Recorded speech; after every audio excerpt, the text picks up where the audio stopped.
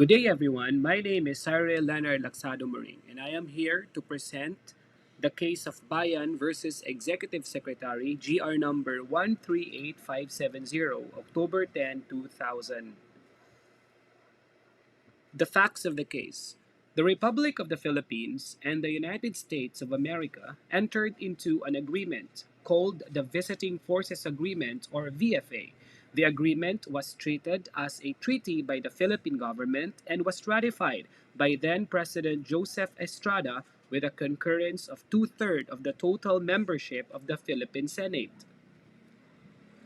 The VFA defines the treatment of U.S. troops and personnel visiting the Philippines.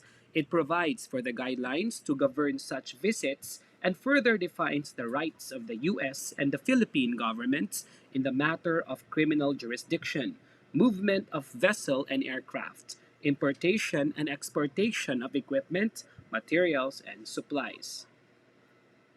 Petitioners argued inter alia that the VFA violates Section 25, Article 18 of the 1987 Constitution, which provides that foreign military bases, troops, or facilities shall not be allowed in the Philippines except under a treaty duly concurred in by the Senate and recognized as a treaty by the other contracting state. The issue of the case, whether or not the Visiting Forces Agreement, or VFA, is unconstitutional.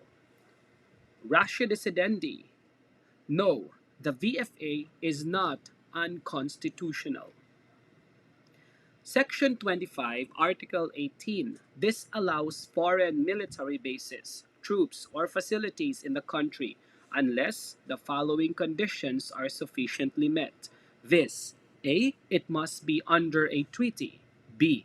The treaty must be duly concurred in by the Senate and when so required by Congress, ratified by a majority of the votes cast by the people in a national referendum, and C. Recognized as a treaty by the other contracting state. There is no dispute as to the presence of the first two requisites in the case of the VFA.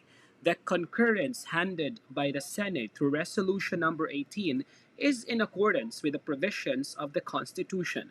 The provision in Section 25, Article 18, requiring ratification by a majority of the votes cast in a national referendum being unnecessary since Congress has not required it.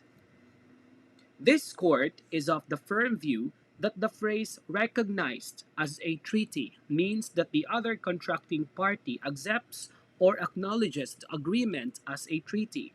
To require the other contracting state, the United States of America in this case, to submit the VFA to the United States Senate for concurrence pursuant to its Constitution is to accord strict meaning to the phrase.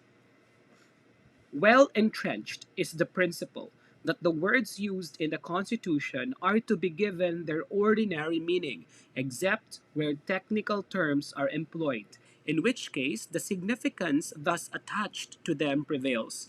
Its language should be understood in the sense they have in common use. Moreover, it is inconsequential whether the United States treats the VFA only as an executive agreement because, under international law, an executive agreement is as binding as a treaty. To be sure, as long as the VFA possesses the elements of an agreement under international law, the said agreement is to be taken equally as a treaty. The records reveal that the United States government, through Ambassador Thomas C. Hubbard, has stated that the United States government has fully committed to living up to the terms of the VFA for as long as the United States of America accepts or acknowledges the VFA as a treaty and binds itself further to comply with its obligation under the treaty. There is indeed marked compliance with the mandate of the Constitution. And that would be all, and thank you for watching.